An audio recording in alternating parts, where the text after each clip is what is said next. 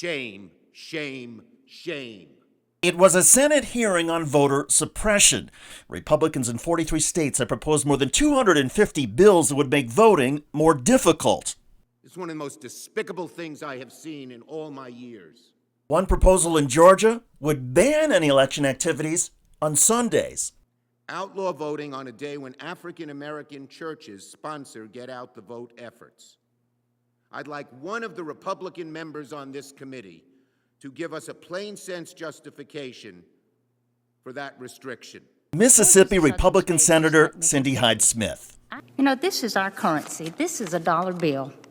This says the United States of America, in God we trust. In God's word in Exodus 20:18, it says, remember the Sabbath and keep it holy. Okay, we need to adhere to what's written on dollar bills and take the Bible literally? Hello, everybody. I'm David Shuster, and thanks for watching. Senator Hyde-Smith, you may like Exodus 20:18, but how about Exodus 35:2? Whoever does any work on the Sabbath is to be put to death. You want to cast the first stone at your Mississippi constituents who on the Lord's holy day pack cracker barrels, attend car races, and visit the Creation Museum. Yes, the Creation Museum is open on Sunday. How about Leviticus 19:27? Ye shall not round the corners of your heads, neither shalt thou mar the corners of thy beard.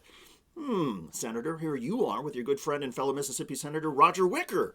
Have you ever lectured him against the clean shave? Leviticus 11:6-9, and the pig, though it has a divided hoof, does not chew the cud. It is unclean for you. You must not eat their meat or touch their carcasses. In other words, no pigskins, no football games at Ole Miss, and no bacon. Sorry, Senator. Too much Old Testament? Okay. Timothy 2:11, I permit no woman to teach or have authority over men. She is to keep silent. No more university speeches for you, Senator. Corinthians 11:5, every woman that prayeth or prophesieth with her head uncovered dishonoreth her head. From now on, Senator, at church you need to wear a hat. But maybe find a different one than that Confederate battle cap you wore a few years ago.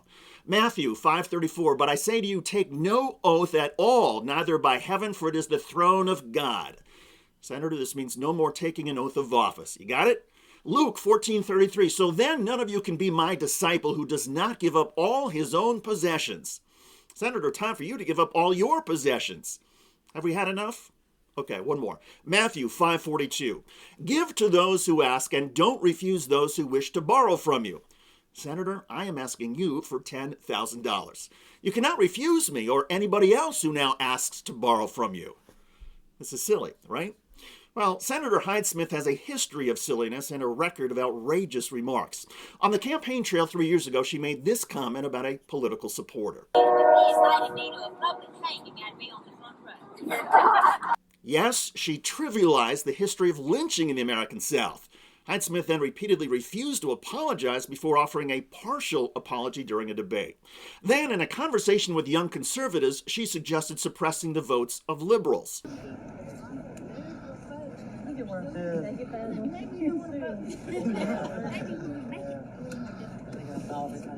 Perhaps she was joking then about voter suppression, but then or now, it is no laughing matter. This is our democracy we're talking about, and the right to vote is fundamental. The measure under Senate consideration is called the For the People Act. It would bar states from restricting the ability to vote by mail, and among other provisions, it would call for states to use independent redistricting commissions to create congressional district boundaries. Republicans say it would create an implementation nightmare. The nightmare, though, comes from the GOP, where it's now okay to suppress voters, wave dollar bills, and quote the Bible all at the same time. It is sheer lunacy. God help us all.